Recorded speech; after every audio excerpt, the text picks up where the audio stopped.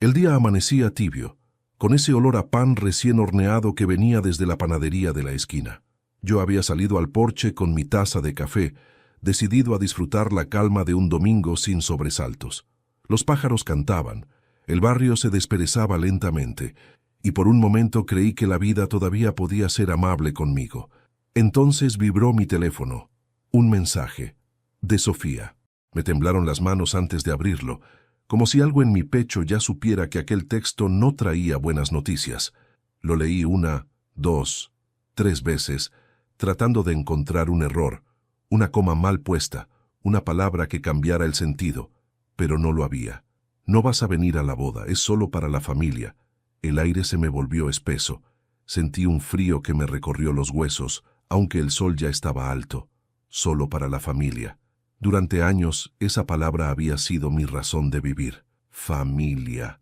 Había trabajado doble turno. Había renunciado a mis sueños. Había educado a esa muchacha como si fuera mía. Le enseñé a montar en bicicleta. La acompañé al médico. Le hice los disfraces para sus actos escolares. Y cada noche, cuando la fiebre la vencía, yo me quedaba sentado junto a su cama velando su sueño. Ahora, con un mensaje de 6 palabras, me estaba borrando de su historia. Cerré los ojos y apoyé la frente contra la mesa. La taza se me cayó al suelo. El café se derramó como un pequeño charco de recuerdos. Durante unos segundos, solo escuché el goteo lento del líquido que caía desde la mesa al piso. Un sonido pequeño, pero con un peso insoportable. Debe ser una confusión, me dije en voz baja queriendo engañarme. Tal vez quiso decir otra cosa. Pero en el fondo lo sabía. No había error. No era la primera vez que Sofía me hacía sentir que yo estaba de más, que mi presencia incomodaba. Sin embargo, esta vez era diferente. Esta vez dolía como nunca. Recordé el día en que me llamó papá por primera vez. Tendría unos 7 años, y Clara, mi esposa, le había explicado que no era su padre biológico. Ella se me acercó con una flor en la mano y me dijo: «Tú no me hiciste nacer, pero me haces sentir querida». Aquellas palabras me perforaron el alma. Desde ese día supe que haría cualquier cosa por ella. Y lo hice. Pero parece que el amor no siempre se hereda. Tomé el teléfono y releí el mensaje. No contesté. No sabía qué decir que no sonara a súplica, y yo, a mis 70 años, ya no estaba para rogar cariño. En su lugar, abrí el cajón de mi escritorio y saqué una vieja foto. Clara, Sofía y yo en la playa, hace más de 20 años. Ella, pequeña, en mis hombros riendo a carcajadas. En la parte trasera, Clara había escrito con su letra fina: «Nuestra familia, por siempre». Apreté la fotografía entre mis manos hasta arrugarla. Pero antes de continuar, me gustaría saber si te suscribiste al canal y si te gustó el video. Esto me ayuda a ver que me apoyas y disfrutas de mis historias. Ahora, continuemos. Me levanté con torpeza y caminé hasta el espejo del pasillo. El reflejo me devolvió un rostro que apenas reconocía. Cabello blanco, mirada cansada, hombros vencidos. Me pregunté cuándo me había convertido en ese hombre que se aferra a un pasado que ya nadie recuerda. Esa misma tarde, decidí ordenar mis cosas. Abrí los cajones del mueble del comedor y comencé a sacar los sobres con los recibos de la boda. El salón, el vestido, el banquete, las flores, el fotógrafo. Todo pagado por mí. Lo había hecho con alegría, convencido de que era un gesto de amor, un tributo a la memoria de su madre. Clara habría querido verla feliz, me repetía.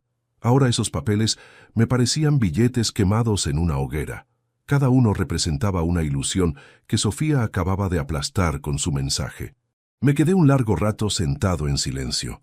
Los recuerdos se mezclaban con el ruido lejano del tránsito, con el sonido de un perro ladrando y con el leve zumbido del ventilador.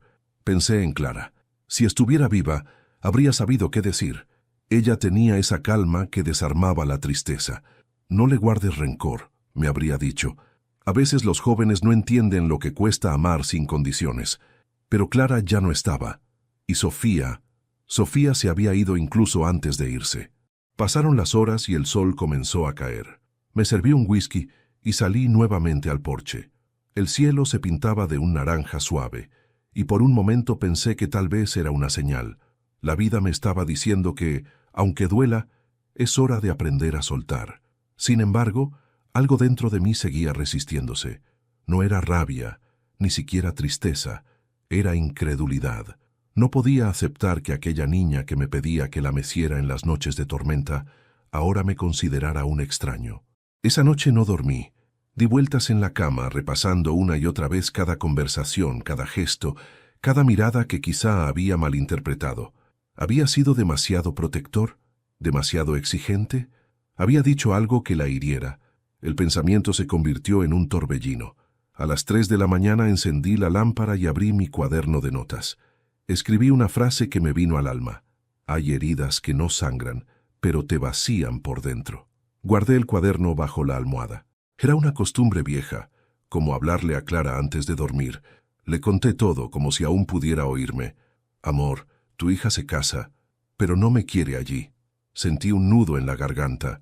En mi mente, Clara sonreía con esa dulzura que siempre me conmovía, y por un instante, juraría que escuché su voz diciéndome: «Tranquilo, Gabriel, todo lo que das vuelve, aunque no de quien esperas». No sé si fue imaginación o consuelo, pero logré cerrar los ojos un momento. Cuando amaneció el teléfono seguía mudo. Ni una llamada, ni una disculpa, ni una explicación. Solo silencio.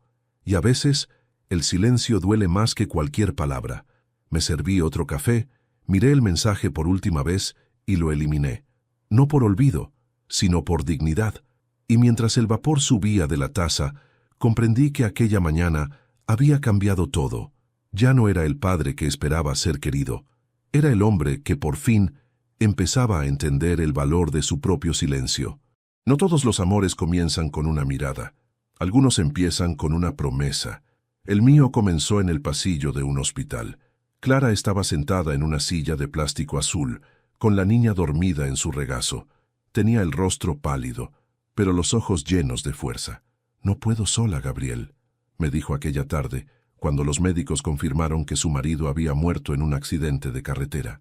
Yo trabajaba con él en el taller, y desde entonces me juré que jamás dejaría que le faltara nada a esa niña. Sofía tenía apenas 5 años.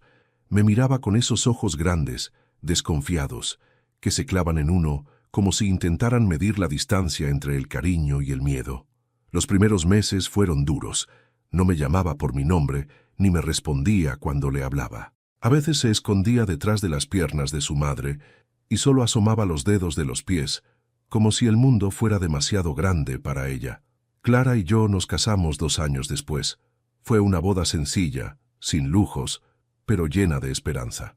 Recuerdo que Sofía llevó un vestido blanco con flores rosadas y al final de la ceremonia me tomó de la mano por primera vez. No dijo nada, solo apretó mis dedos con los suyos. Fue suficiente. En ese momento, supe que no necesitaba escuchar la palabra papá para sentirme uno. Los años que siguieron fueron un aprendizaje constante. Aprendí a hacer trenzas, a curar rodillas raspadas, a preparar panqueques los domingos y a calmar pesadillas con canciones improvisadas. Cada sonrisa de Sofía era una pequeña victoria, un puente que me acercaba un poco más a ella. Cuando cumplió 8 años, me regaló un dibujo hecho con crayones. Estábamos los 3 tomados de la mano con un sol enorme detrás. Abajo escribió con su letra torpe: «Mi familia». Aquel papel todavía lo guardo, amarillento por el tiempo, doblado en 4 dentro de mi billetera. Con los años Clara enfermó. Fueron tiempos difíciles. Sofía tenía 15 cuando nos dieron la noticia de que el cáncer no se detendría. Yo hacía turnos dobles en el taller y aún así me sentía impotente. Pasaba las noches sentado al lado de la cama de Clara, sosteniendo su mano mientras Sofía dormía en el sofá del hospital. Una madrugada, Clara me susurró con voz débil: «Prométeme que cuidarás de ella, pase lo que pase». No dudé ni un segundo. «Te lo prometo», y lo cumplí. Después de su muerte, el silencio se instaló en casa como un huésped indeseable. Sofía dejó de hablarme por semanas. Apenas comía, apenas salía de su habitación. Una noche entré y la encontré dormida con la foto de su madre sobre el pecho. Le cubrí con una manta y apagué la luz. En ese instante supe que el amor que le debía a Clara ahora debía multiplicarse por 2, por ella y por la hija que me dejó. Con el tiempo, Sofía volvió a sonreír. La ayudé con sus estudios, La llevé a clases de danza y cuando cumplió 18 le compré su primer coche usado. No era gran cosa, pero la hizo feliz.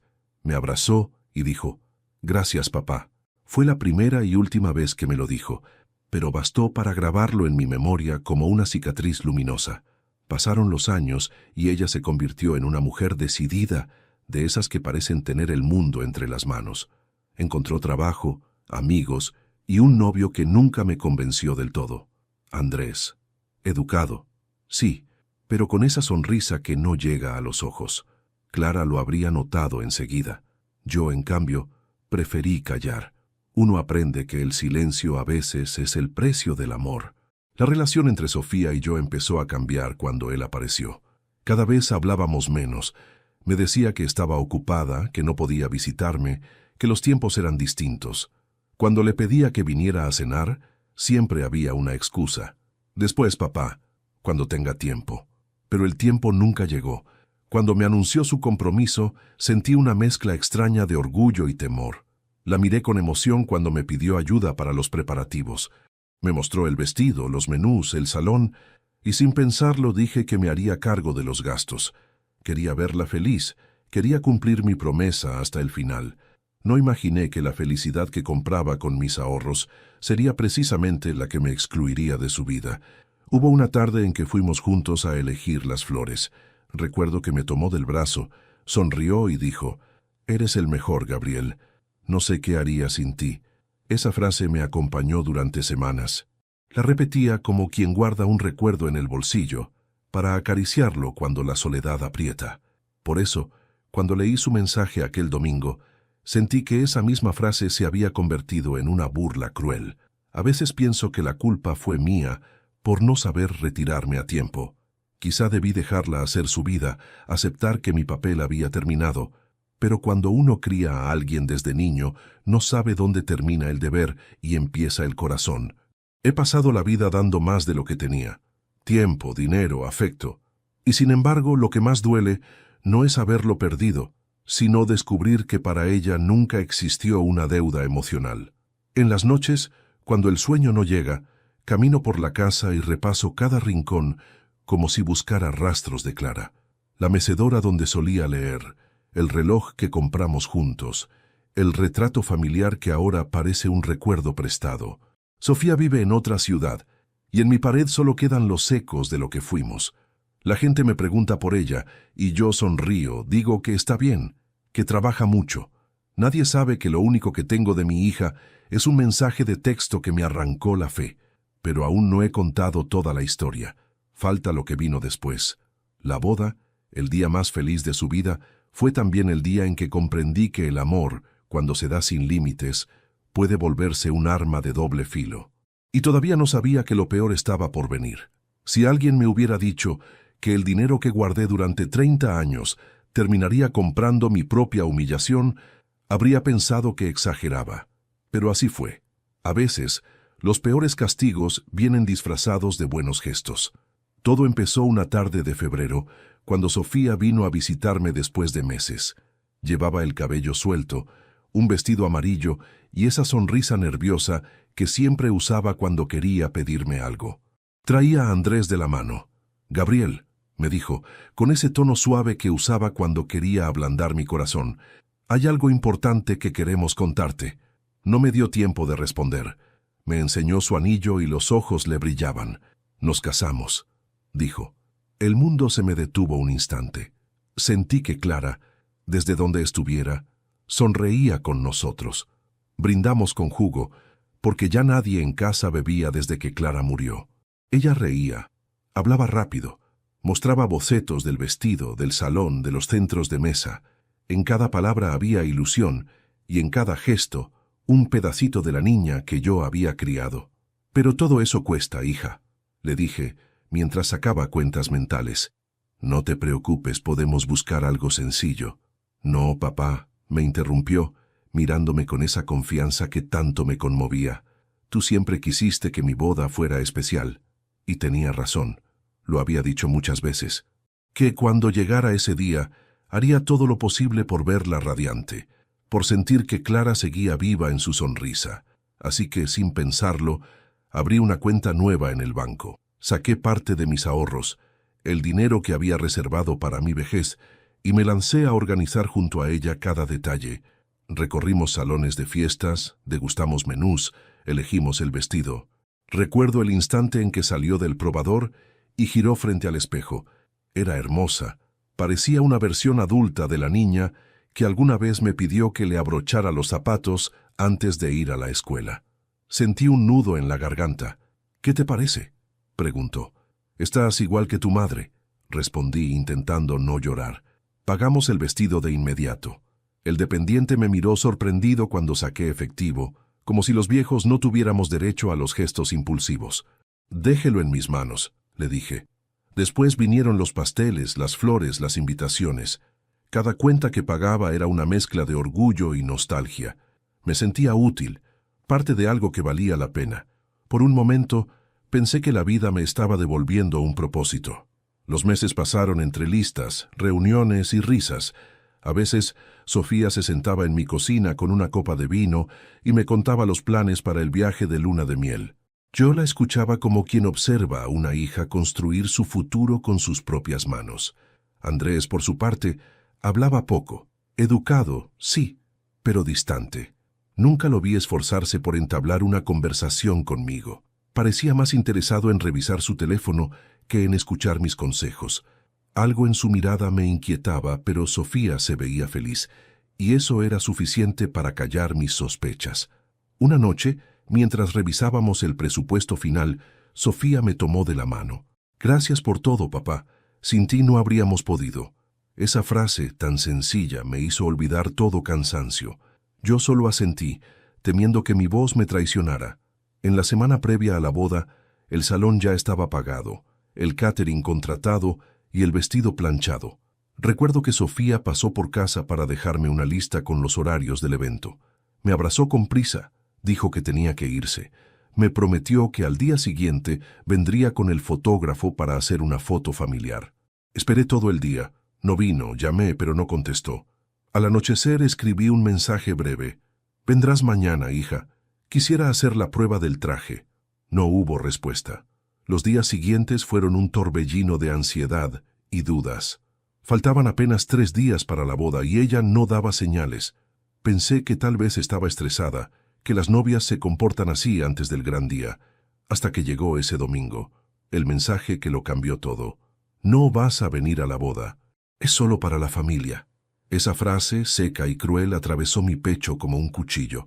Leí una y otra vez las palabras, buscando un contexto, una explicación, un error, pero no lo había. Era su número, su tono, su manera de decir las cosas cuando quería evitar una confrontación.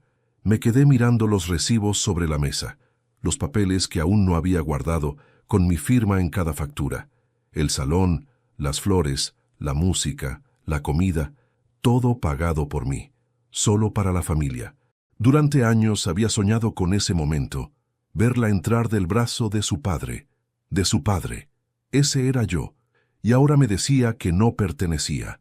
La rabia se mezcló con una tristeza tan profunda que ni las lágrimas salían. Tomé la invitación que aún estaba en el estante, la última que me había mostrado con tanto orgullo. La rompí despacio, pedazo a pedazo, hasta que mis manos quedaron vacías.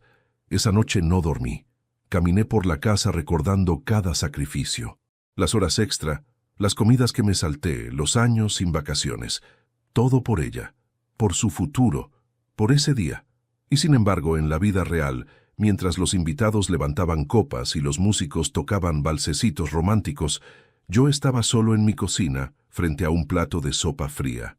Afuera se oían fuegos artificiales. Desde mi ventana, las luces parecían celebrar mi ausencia. Levanté mi copa de agua y murmuré: «Por ti, Clara. Ojalá la estés viendo». El reloj marcó la medianoche. En algún lugar Sofía bailaba su primer vals como esposa. Yo seguía despierto, con el nudo en la garganta y un silencio que pesaba más que cualquier reproche. Cuando la música se apagó en la distancia, supe que algo en mí se había roto definitivamente. La vida me enseñó que hay heridas que no cierran con disculpas ni con tiempo. Hay heridas que solo se calman con dignidad. Y esa noche, sin saberlo, Fue el comienzo de mi silencio más largo. Me desperté antes del amanecer. No porque tuviera algo que hacer, sino porque el cuerpo, cuando está herido, se acostumbra a no descansar. Afuera todavía era de noche. El canto de un gallo lejano se mezclaba con el ladrido de un perro y con ese silencio espeso que acompaña las horas previas a un día importante. Un día que, se suponía, debía ser el más feliz de su vida. Y también el mío. El traje colgaba en la percha, perfectamente planchado. Lo había mandado hacer a medida 3 semanas atrás. Azul oscuro, de tela liviana, con el pañuelo blanco que combinaba con el vestido de novia de Sofía. Me acerqué, pasé la mano por la tela y noté cómo el corazón se me apretaba en el pecho. Lo había imaginado tantas veces, caminando con ella hacia el altar, entregándola a su futuro, cumpliendo la promesa que le hice a Clara. Pero ese día, ese mismo traje se convertiría en mi uniforme de duelo. Preparé café y me senté junto a la ventana.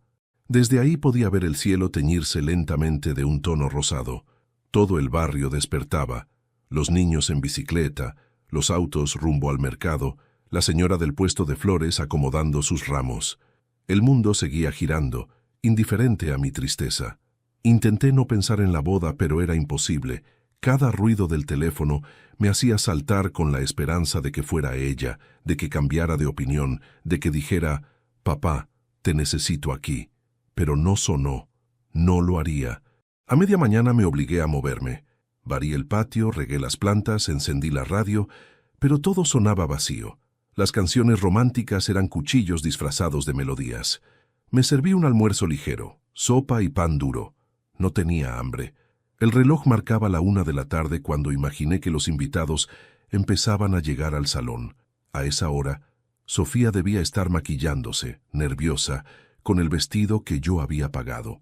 Podía verla en mi mente, con los rizos cayéndole sobre los hombros, con esa risa suya que llenaba todos los espacios, y quise creer, aunque fuera por un segundo, que pensaba en mí. Tomé el sobre donde guardaba la invitación. La miré por última vez. Tenía un borde dorado y su nombre en letras cursivas, Sofía y Andrés. Abajo, una frase impresa, «El amor es la unión de 2 almas y de sus familias».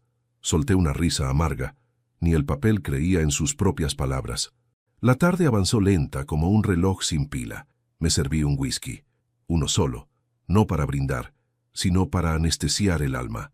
La madera del piso crujía con cada paso que daba. A veces, los recuerdos parecían salir de los rincones. La voz de Clara llamándome desde la cocina. El eco de Sofía corriendo por el pasillo. Su risa cuando la levantaba en brazos para alcanzarle los globos del cumpleaños. Cada recuerdo era una herida abierta. A las 6 comenzaron los fuegos artificiales. Los vi desde mi ventana, explosiones de colores iluminando el cielo, mientras mi casa seguía en penumbra. Me pregunté si alguien allá, entre risas y brindis, pensaba en mí, pero en el fondo ya conocía la respuesta. A las 7 me puse el traje, no por costumbre, sino por respeto a mí mismo. Me miré al espejo y apenas me reconocí. «Aún puedes ser digno», me dije. Me ajusté la corbata, tomé la vieja fotografía de Clara y Sofía y la puse en el bolsillo interno del saco. «Tú sí estarás conmigo esta noche», murmuré. Encendí una vela en la mesa como si fuera un invitado más. Preparé un plato de pasta, el favorito de Sofía cuando era niña. Comí en silencio, brindando solo con mi copa de agua. «Por ti, hija», susurré. «Y por la mujer que te enseñó a amar». El reloj marcó las 8. Era la hora exacta en que, según el programa, debía comenzar la ceremonia. En mi imaginación podía ver el salón decorado con flores blancas, el murmullo de los invitados, la música suave del cuarteto. Y allí, en el centro, Sofía caminando hacia el altar, tomada del brazo, de nadie. El pensamiento me dolió más que todo. Pensé en aparecer de sorpresa, quedarme afuera, ver aunque fuera un instante de su felicidad. Pero no lo hice, no por orgullo, sino porque comprendí que mi presencia, lejos de alegrarla, la incomodaría. Ella había trazado una línea, y cruzarla sería mendigar afecto. Yo ya había mendigado demasiado en silencio. Me quedé en el porche hasta que la noche cubrió por completo el cielo. El viento era frío, traía olor a tierra húmeda. De pronto, Escuché pasos. Me asomé, con el corazón acelerado.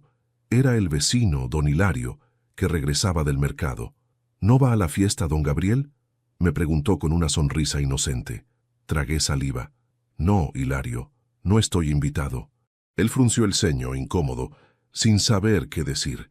Me dio una palmada en el hombro y siguió su camino. Me quedé mirando su silueta alejarse hasta perderse en la oscuridad. Entonces comprendí algo. Ese día no era solo su boda, era también mi despedida.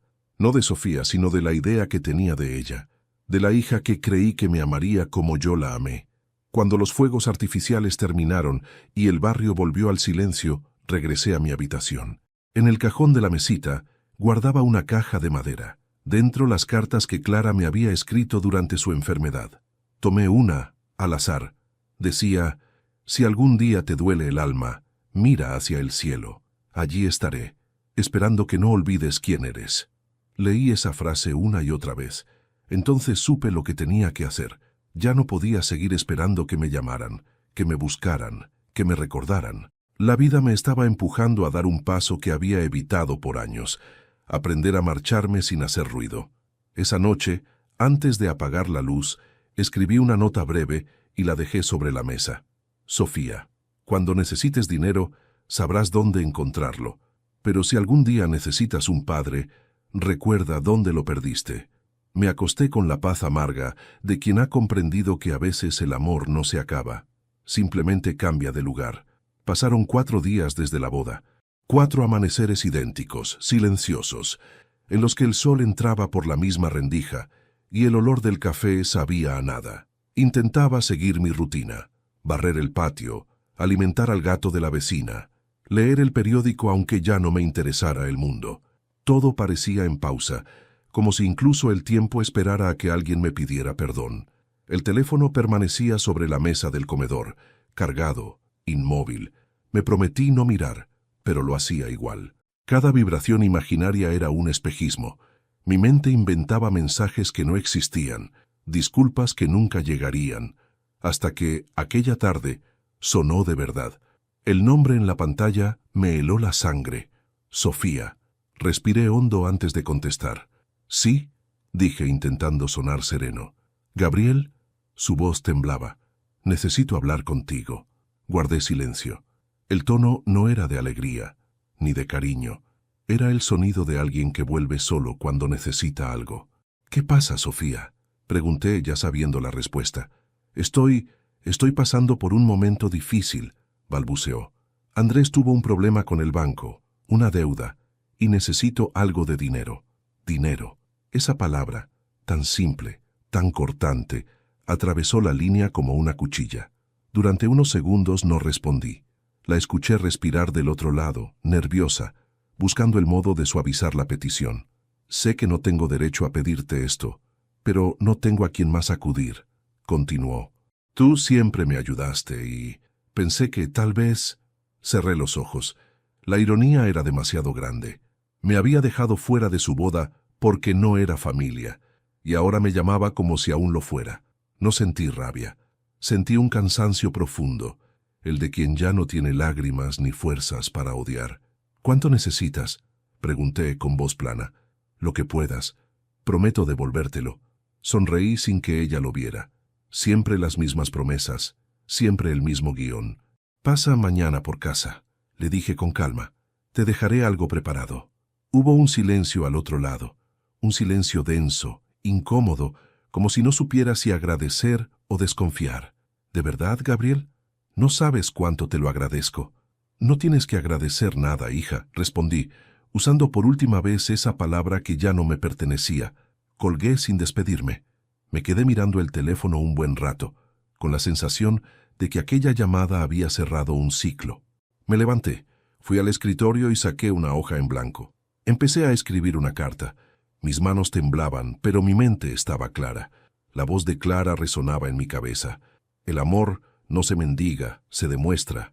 Y yo había demostrado demasiado. Escribí durante horas, sin pausa, dejando que cada palabra naciera desde el lugar más profundo del corazón. No era una carta de reproches, sino de verdad, de esas verdades que duelen porque no se pueden refutar. Pero antes de continuar, Dime aquí en los comentarios qué te está pareciendo esta historia hasta ahora y qué harías tú en mi lugar. No te vayas del video porque lo que viene a continuación te pondrá la piel de gallina. Guardé la carta dentro de un sobre y junto a ella puse un pequeño fajo de billetes, lo justo para cubrir una deuda menor, no más. En el dorso del sobre escribí con letra firme: no se devuelve el dinero cuando la deuda es moral. Esa noche no dormí. Me senté en el porche observando el cielo estrellado. Pensé en Clara, en la promesa que le había hecho, en si habría cumplido realmente con mi deber. Sí, la había cuidado, pero quizás, en mi afán de protegerla, también le había enseñado a creer que siempre estaría ahí, sin importar cuánto me lastimara. Al amanecer preparé café y dejé el sobre la mesa, visible, junto a un vaso de agua y una nota que decía: si vienes, toma lo que necesites y lee lo que hay dentro. No te quedaré esperando. Salí a caminar. El aire de la mañana tenía un olor limpio, a pasto recién cortado y pan tostado. Era extraño, pero me sentía en paz. Por primera vez en mucho tiempo no cargaba culpa. Cuando regresé, ya había pasado el mediodía. La puerta estaba entreabierta. Entré despacio. Sobre la mesa el sobre había desaparecido, pero en el suelo había un pequeño pétalo de lágrima, una mancha húmeda sobre la madera.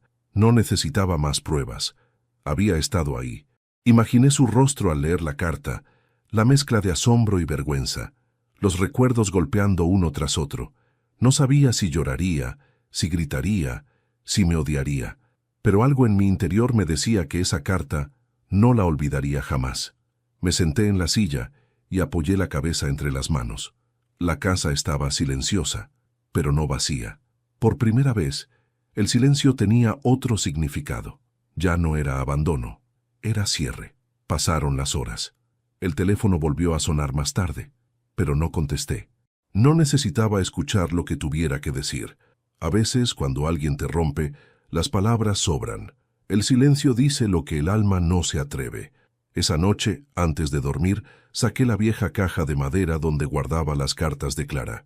Añadí una más, la copia de la carta que había escrito para Sofía. La doblé con cuidado, la guardé junto a las otras y cerré la tapa. Mientras el viento movía las cortinas, murmuré: listo, amor, ya está hecho. Y juraría que en algún rincón de la casa sentí el eco suave de una voz que decía: por fin.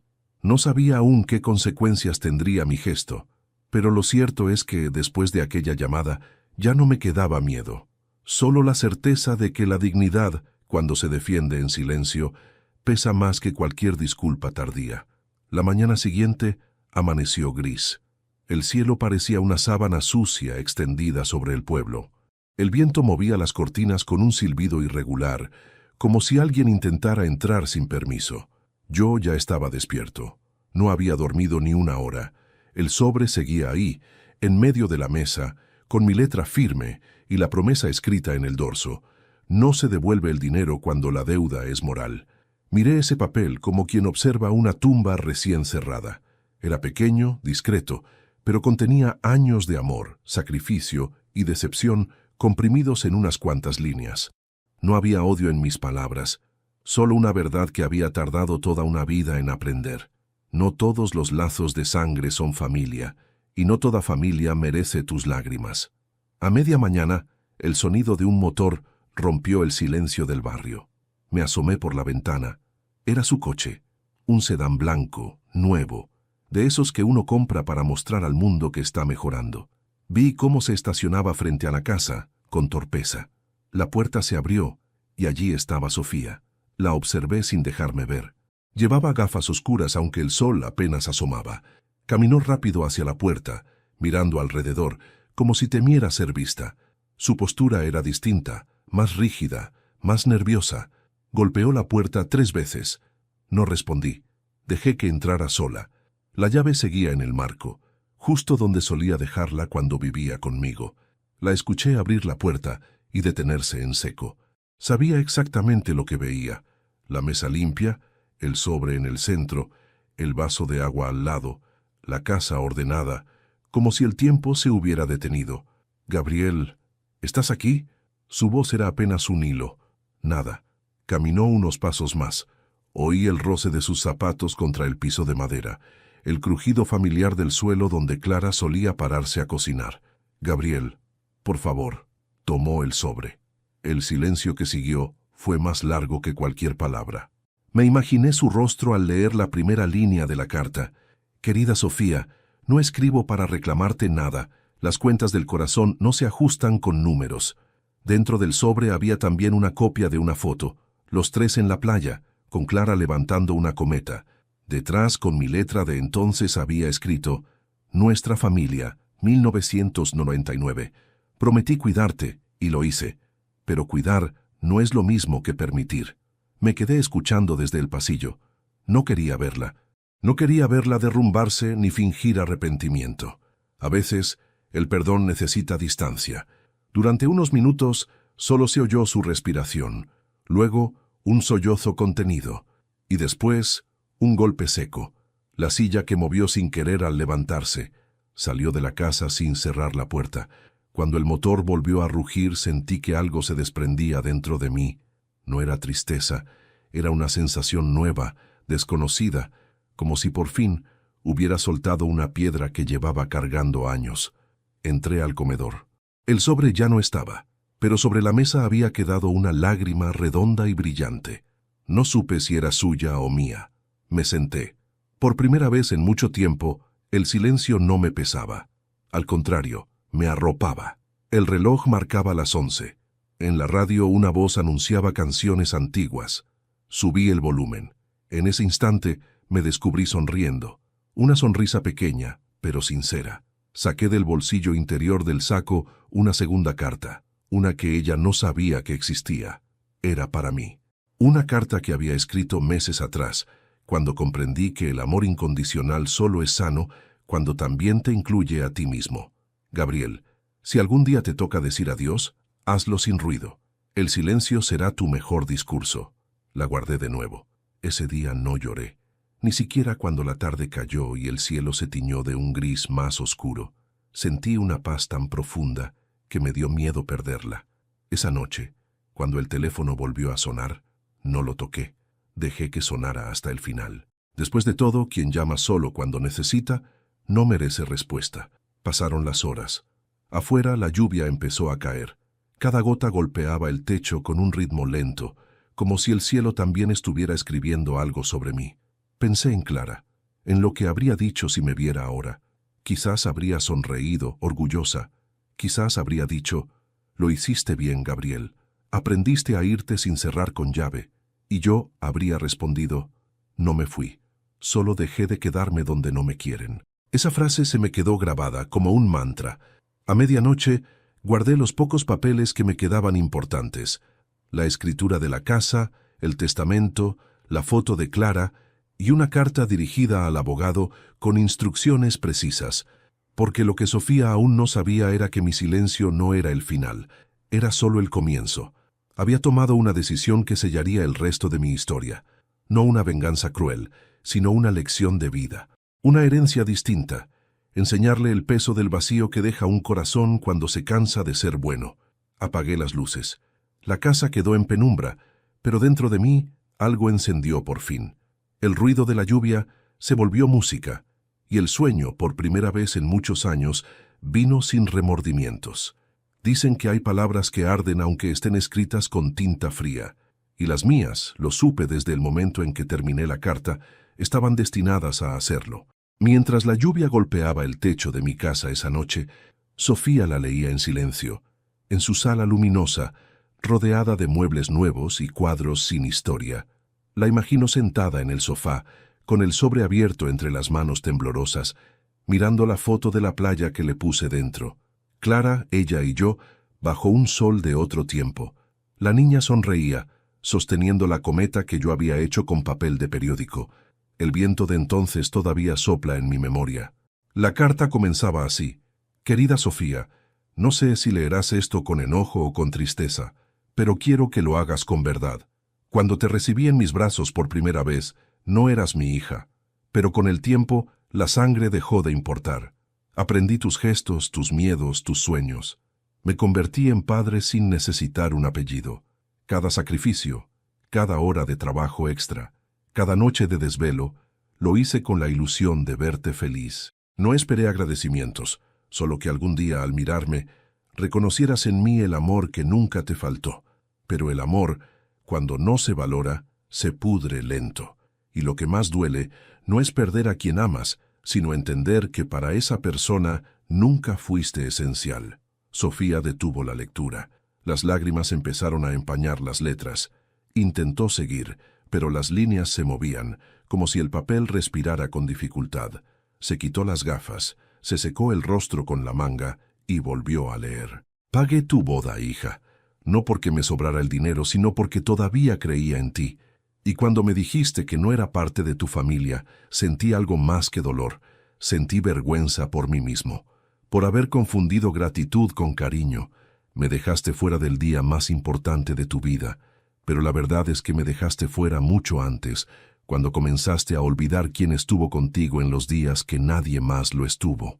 Ella recordó su infancia, mis manos sosteniéndola mientras aprendía a andar en bicicleta, los desayunos con pan tostado y miel, las noches en que corría a mi cama por miedo a las tormentas. Cada imagen la golpeaba como un relámpago. La carta seguía. No te culpo. Tal vez no supiste amar de otra forma. Quizás fallé al enseñarte a recibir sin aprender a dar. Pero esta será la última vez que te rescate. No con dinero, sino con silencio. Porque el silencio, Sofía, es la forma más elegante de retirarse cuando las palabras ya no valen nada. No busques aquí lo que perdiste por soberbia. El amor, cuando se desprecia, no vuelve con lágrimas. No me debes dinero. Me debías respeto. Sofía soltó el papel. Cayó al suelo deslizándose hasta sus pies. Su respiración se hizo pesada. Buscó el teléfono. Dudó, marcó mi número. Pero cuando escuchó el tono, no supo qué decir. Colgó antes de que terminara de sonar. Caminó por su casa como una sombra.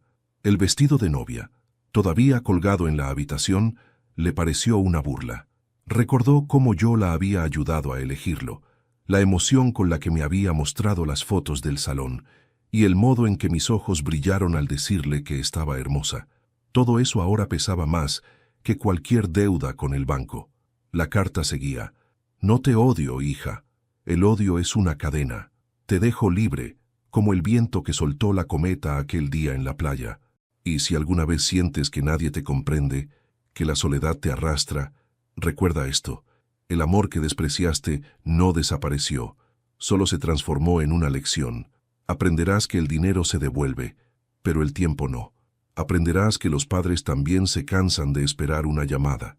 Aprenderás cuando sea tarde que la verdadera herencia que te dejé no está en el banco, sino en las lágrimas que hoy te hacen entender lo que perdiste. Sofía cayó de rodillas. El sonido de su llanto llenó la casa. Era un llanto contenido por años de orgullo, un llanto que no pedía perdón, sino comprensión. En ese mismo instante, yo estaba lejos. Había salido a caminar por la plaza, con mi sombrero viejo y el bastón que fue de mi padre. El aire olía a tierra mojada y a hojas secas.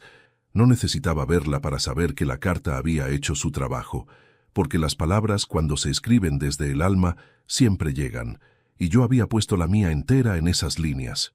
Me senté en el banco donde solía leer el periódico y observé a una niña que jugaba con su abuelo. El hombre la levantaba en brazos y giraba, riendo. Por un instante sentí un nudo en la garganta, pero luego sonreí. El amor, entendí, no muere, solo cambia de destinatario. Esa noche al regresar a casa encontré una nota bajo la puerta. Era de Sofía. Su letra era torpe, apurada. Gabriel, leí tu carta. No tengo palabras, solo dolor. No sé cómo llegamos a esto. Perdóname si aún es posible. La doblé sin abrirla del todo. La guardé en el cajón junto a las cartas de Clara. No necesitaba leer más. Ya lo había dicho todo. Apagué la luz y me acosté. El silencio volvió a llenar la habitación, pero esta vez no pesaba. Era un silencio limpio, lleno de sentido. Quizás el perdón no siempre se pronuncia, pero se siente. Y esa noche, aunque no la vi, supe que Sofía, por primera vez en su vida, había comprendido el valor de una lágrima sincera. El amanecer de aquel lunes trajo consigo un olor extraño, como a despedida. Yo había tomado una decisión. Era hora de irme. No de la vida, todavía no, sino de ese lugar donde el pasado dolía en cada rincón. La casa, con sus paredes repletas de fotografías y recuerdos, ya no era un hogar sino un museo de heridas, y los museos, cuando ya nadie los visita, se llenan de polvo y silencio. Guardé en una maleta mis pocas pertenencias, ropa sencilla, los papeles del banco, las cartas de Clara y la nota que Sofía había deslizado bajo la puerta. No la abrí. No quería respuestas tardías ni explicaciones improvisadas. Hay disculpas que llegan cuando uno ya no tiene oídos para escucharlas. Dejé las llaves sobre la mesa al lado del vaso de agua que ella había visto el día anterior, y antes de cerrar la puerta, me detuve a mirar una vez más el retrato de familia en la pared. Sofía pequeña en mis brazos, Clara detrás sonriendo con esa calma que siempre tuvo. Tocaba el marco con los dedos y susurré: «Promesa cumplida, amor. Ya está todo dicho». Salí sin mirar atrás. A unos kilómetros de distancia, en la ciudad, Sofía despertó sobresaltada. No había dormido bien desde que leyó mi carta. Tenía los ojos hinchados y la voz gastada. Andrés dormía a su lado, ajeno a su tormento.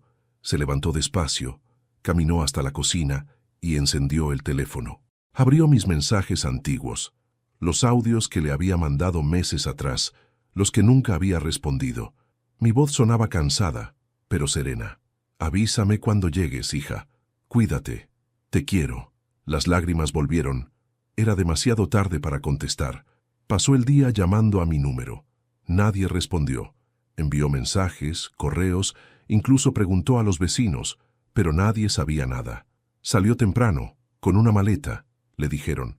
Ella insistió. Dijo a dónde iba. El vecino negó con la cabeza. Solo sonrió y dijo que se iba a descansar. Sofía sintió un vacío en el pecho. «Descansar», repitió en voz baja, temiendo el significado oculto de esa palabra. Mientras tanto, yo llegaba al pueblo costero donde Clara y yo habíamos pasado nuestra luna de miel hacía más de 40 años. El mar seguía rugiendo con la misma fuerza y el aire salado me despeinaba igual que entonces. Me hospedé en una pequeña posada frente a la playa. El dueño, un hombre de mi edad, me reconoció al instante. «Ustedes venían siempre, ¿no? Con su esposa y la niña». «Así es», respondí con una sonrisa cansada. «Quería ver si el mar todavía guarda recuerdos». «El mar lo guarda todo, don Gabriel, hasta lo que uno quiere olvidar», dijo él, sirviéndome un café. Pasé los días caminando por la orilla, dejando que las olas me mojaran los pies, mirando el horizonte sin pensar en nada. El silencio del mar era distinto al de la casa. Aquel no dolía, curaba. En las noches escribía pequeñas notas que nunca envié. «Sofía, la vida enseña con golpes, no con regalos. El perdón no se pide, se demuestra. Ojalá un día comprendas que el amor que te di fue tu mayor fortuna». Las doblaba y las guardaba dentro de un cuaderno, como si fueran semillas de algo que algún día podría florecer. Mientras tanto, Sofía comenzaba a vivir su propia caída. El negocio de Andrés, ese que tanto alardeaba de tener bajo control, se vino abajo. Las deudas crecían, los bancos llamaban, y la casa recién comprada empezó a perder brillo. El dinero que le había dado en aquel sobre apenas sirvió para ganar tiempo, y el tiempo, cuando no se usa para aprender, termina cobrándose más caro. Una tarde, en medio del caos, ella volvió a mi antigua casa. La puerta seguía cerrada, el jardín cubierto de hojas. Golpeó, gritó mi nombre, pero nadie respondió. Miró por la ventana y vio el interior vacío, salvo por un detalle.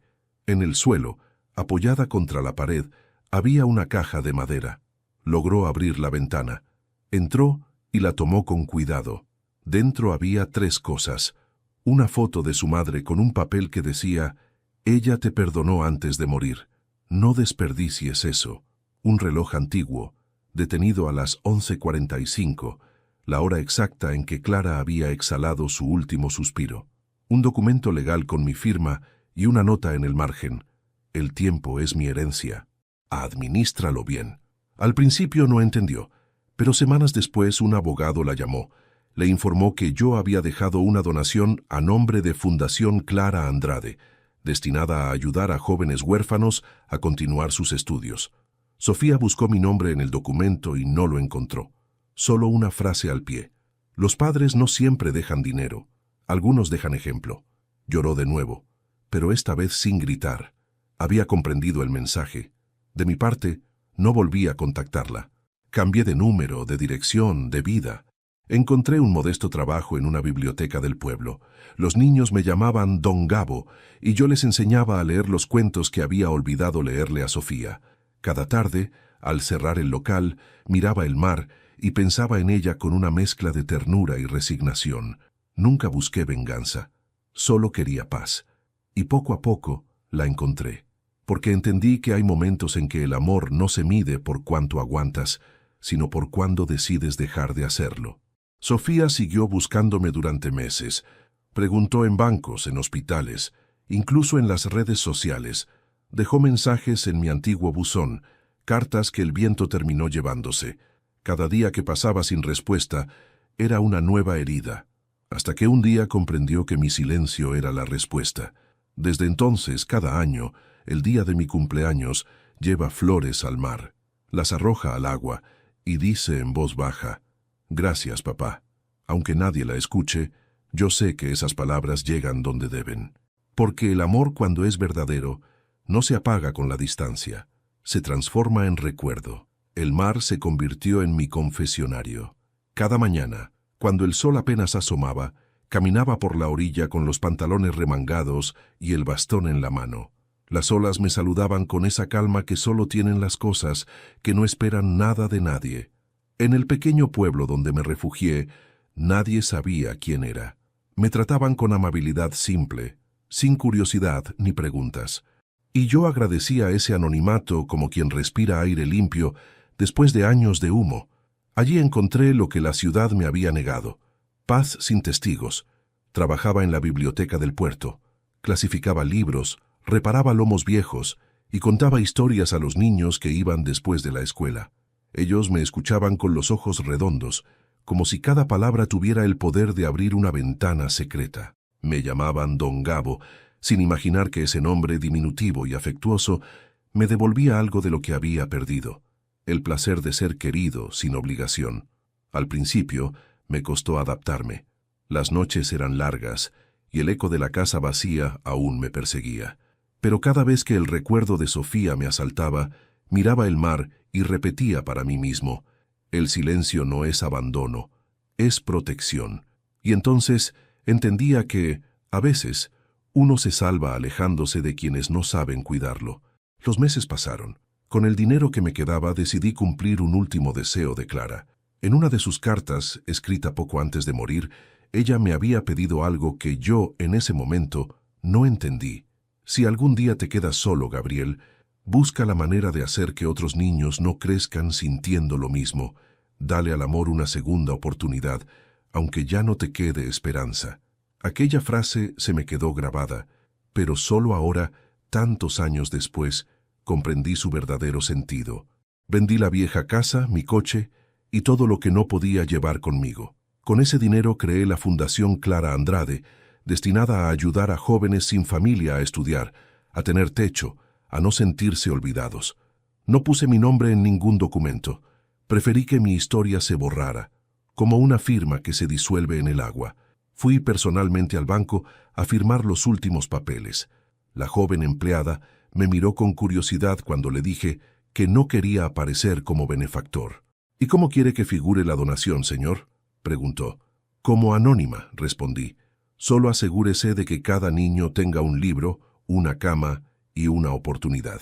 Ella sonrió, quizás sin entender, pero para mí fue suficiente. Ese día, al salir del banco, sentí que algo se cerraba dentro de mí. No era tristeza, era liberación. Semanas después recibí una carta inesperada. No tenía remitente, pero reconocí la letra al instante. Sofía. La abrí con manos temblorosas. «Papá, sé que no quieres saber de mí, pero necesito escribirte. Leí en los periódicos sobre la fundación. Supe lo que hiciste con tu dinero. No sabía que aún tenías tanto amor guardado, ni que ese amor terminaría ayudando a otros. Me siento pequeña, insignificante, avergonzada. Intento explicarle a Andrés lo que siento, pero no entiende. Tal vez ya no lo quiero. Tal vez nunca supe querer a nadie bien. Si algún día lees esto, quiero que sepas que ahora entiendo tus silencios. No fueron castigo. Fueron espejo. Prometo que algún día iré a ese pueblo a dejar flores en tu nombre. Gracias por enseñarme, aunque fuera tarde. Doblé la carta y la guardé en el cuaderno donde anotaba mis pensamientos. No respondí, no porque no quisiera, sino porque su carta no pedía respuesta. Era su modo de reconciliarse consigo misma, y eso para mí ya era suficiente. Los años comenzaron a pasar con la lentitud amable de quien ya no tiene prisa. El mar envejecía conmigo. Cada ola parecía repetir mi nombre con un susurro cansado. A veces, los niños del puerto me traían conchas o dibujos. Yo les contaba historias de un hombre que aprendió a querer en silencio. Nunca les decía que ese hombre era yo. Una tarde, mientras clasificaba libros, encontré un volumen de tapas azules que me hizo sonreír. Era una edición antigua de El Principito. En la primera página, alguien había escrito: «Solo se ve bien con el corazón». Volví a leerlo varias veces. Pensé en Sofía, en cómo la había amado con todo mi corazón, aunque a veces sin entenderla. Y comprendí que, al final, lo único que uno puede dejar en este mundo es la huella invisible de ese amor. Mientras tanto, en la ciudad, Sofía comenzó a visitar la fundación. Al principio lo hacía a escondidas, temerosa de enfrentar su propia culpa. Se presentó como voluntaria y pidió ayudar con los niños. Nadie sabía quién era ella realmente. Solo una mujer más con ganas de reparar algo roto. Con el tiempo, los otros empleados comenzaron a llamarla la señora Sofía, la mujer de los cuentos, porque pasaba horas leyendo a los pequeños historias de esperanza y perdón. A veces, cuando el sol caía, miraba al cielo y sonreía como si hablara con alguien que no estaba. Y quizá lo hacía. Un día, mientras enseñaba a un niño a leer, él le preguntó: «¿Por qué lloras si estás sonriendo?». Ella le acarició el cabello y respondió: «Porque a veces, hijo, las lágrimas son el modo en que el alma da las gracias». Desde entonces, su vida cambió. No recuperó el pasado, pero encontró algo parecido a la redención. Yo, por mi parte, seguí escribiendo cartas que nunca envié. Una de ellas decía: «Sofía, no te juzgo. La vida también me enseñó a destiempo. Pero si algún día logras perdonarte, sabrás que el amor no se mide por presencia, sino por lo que deja cuando se va». Y con eso cerré mi historia. Porque, en el fondo, mi silencio nunca fue ausencia, fue legado. El mar estaba tranquilo aquella mañana, demasiado tranquilo. El viento, que siempre jugaba con mis cabellos blancos, parecía haberse detenido para escuchar. Tal vez presentía lo que yo ya sabía, que había llegado el momento de despedirme. Llevaba días sintiendo que el cuerpo me pesaba distinto, como si dentro de mí se estuviera apagando una vela muy antigua. No tenía miedo, tenía paz, una paz profunda, suave, que huele a despedida limpia. Me senté frente a la ventana de mi habitación en la posada. Tenía sobre la mesa mi cuaderno, las cartas de Clara, la de Sofía y una última hoja en blanco. Sabía lo que debía escribir. Era mi adiós. Tomé la pluma y comencé: «Sofía, cuando leas esto, probablemente yo ya no estaré. No llores por eso. No nací para quedarme eternamente, sino para enseñarte a quedarte tú. Si algo he aprendido en esta vida, es que los lazos verdaderos no se rompen con la distancia ni con la muerte. Solo cambian de forma. He vivido lo suficiente para entender que amar no es poseer, sino soltar con gratitud. No me arrepiento de nada, ni de haberte criado, ni de haberte perdonado en silencio. Porque gracias a todo eso, encontré mi propósito: demostrarte que el amor más grande no exige devolución. No busques mi tumba, no la habrá. Pedí que mis cenizas se mezclen con el mar, allí donde el viento llevó la cometa que hicimos aquel verano. Si alguna vez sientes que la vida te duele, ven a la orilla y habla con el mar. Él sabrá escucharte. Te dejo mi paz. Gabriel». Dobló el papel con cuidado y lo guardé dentro del cuaderno, junto a la primera foto que me tomé con ella y con Clara. Esa era mi herencia real, la memoria de los días buenos. Al mediodía, salí a caminar por la playa.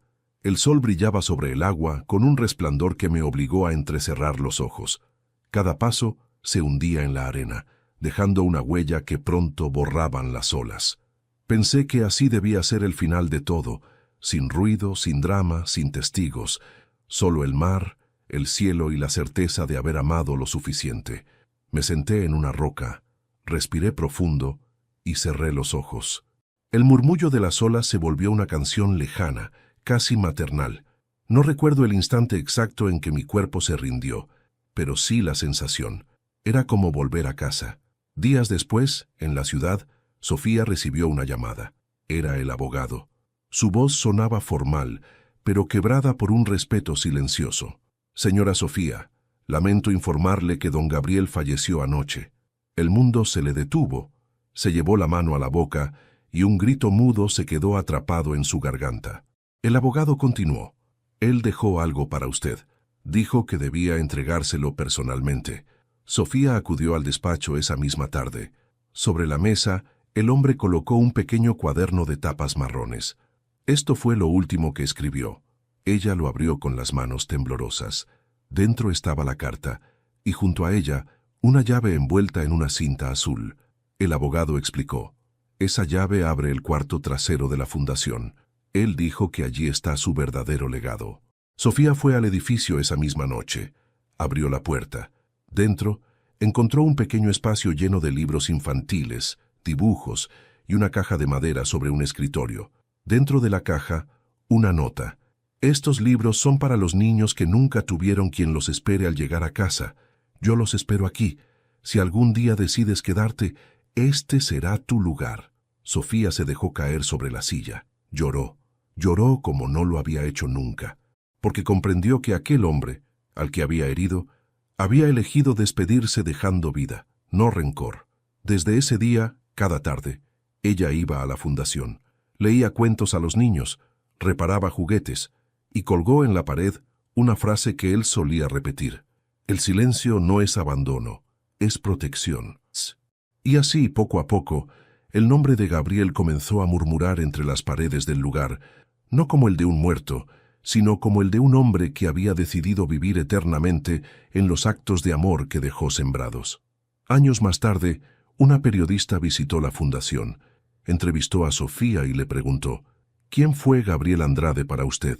Sofía sonrió, con lágrimas contenidas. Fue mi padre, dijo, el que me enseñó a amar cuando ya era tarde, pero no demasiado. Si estás escuchando esto, significa que mi historia ha llegado hasta ti. Quizás te viste reflejado en mis errores o en mis silencios. No importa quién seas ni a quién hayas amado mal o demasiado tarde. Lo importante es que aún estás a tiempo de hacerlo mejor. Yo fui un hombre común, con un corazón terco y una paciencia infinita.